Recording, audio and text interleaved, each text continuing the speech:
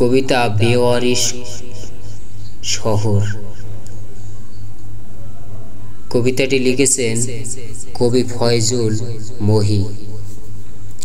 এই শহরের একদল বেওয়ারিশ কুকুর ঘিরে ধরল আমাকে, ঘেউ ঘেউ শব্দে কম্পিত হলো শুনশান নীরবতা। না, আসেনি কোনো মানব আমাকে বাঁচাতে, তবে এসেছিল একদল পালিত কুকুর।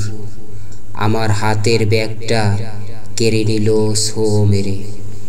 ভিতরে জিনিসগুলো দুভাগে ভাগ করে আবার উভয় দল ঘেউ ঘেউ করে চলে গেল।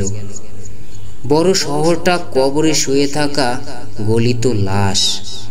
এই লাশের উপর মব আছে, দখল আছে, একদল পাগলা কুকুরের উলঙ্গ নৃত্য আছে।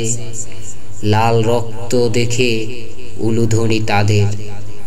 আগুনের ফুলকিতে কেরোসিন কিংবা চন্দন কাঠ, নীতি ধর্মকর্ম সবই এক বাহানা। কুকুরের চাই শহরটা, শহরের বড় চেয়ারটা।